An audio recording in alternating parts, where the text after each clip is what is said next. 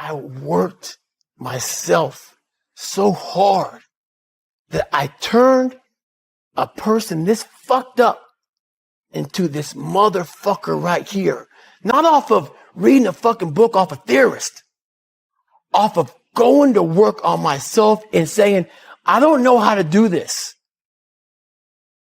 But I know that to get over there to that fucking side, I gotta grind myself into a fucking fine powder. And I did it. I did it off of sure will. And very few people will know how that feels. I believe that most human beings are only living at about 40% of their capability. So the mind has a governor, like a car. If you're driving a car and the car has a governor on it, the car may say 130 miles an hour, but the governor is set for 91. Once that governor sets in, you get to 91, that car starts doing this. The car wants to go. The car wants to go, but that fucking factory said, we're not going past 91. We have a factory, a nice governor in our brain, and it's a survival mechanism. It protects us from pain and suffering.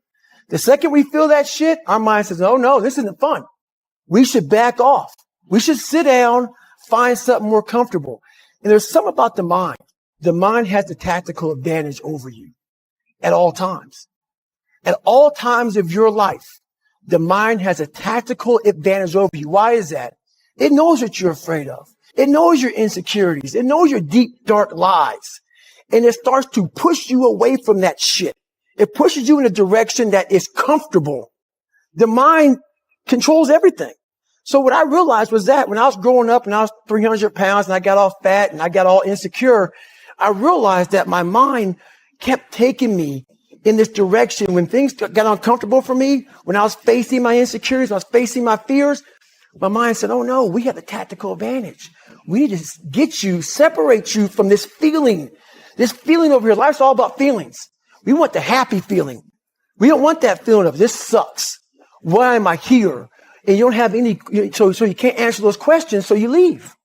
I started realizing that if in that moment you can answer those fucked up questions and you are now in charge of your brain versus your brain ruling you, that's where all that stuff comes from. So the 40% rule is all of that. You get to 40%, your brain says, we're done. Let's roll, man. This is starting to get painful. This is uncomfortable. So you sit down.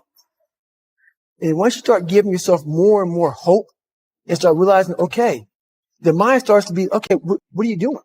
We're supposed to be going right and you're going left. You start then controlling your mind. Start finding more in yourself. And then it goes from 40% to a lot further than that. But that's the start of it though. Get to the spot where your mind is saying stop. Wherever that is, you gotta get there first. And then that's when that shit starts to work for you. You gotta control yourself in that moment. How you address it is you face it. You face it every day. You face it every single day of your life where you say, okay, like if you're fat and you need to lose weight, it's patience. It's patience in this fact of accepting who you are right now. I'm fat. I don't like myself. Accepting the fact that if you lose 3 or 4 pounds, that's a huge accomplishment. You have to live in your own fucking world. If you're not real and raw with who the fuck you are, nothing's going to change.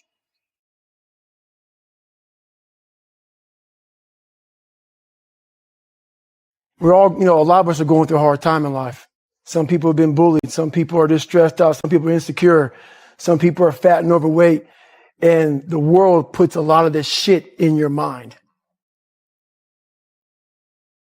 To develop a mindset that was indestructible. I had to armor plate my mind. And it's about what you're saying to yourself, but it also comes with work. So whenever I was getting beat down, physically, mentally, spiritually, whatever I was going through, just saying, I would put, you can't hurt me. Can't hurt me just became a message. I would say to myself. And that's just kind of where it comes from. Because I can literally right now be a 300-pound guy spraying for cockroaches still to this day. If I did not look in that mirror and say, there has to be more to this.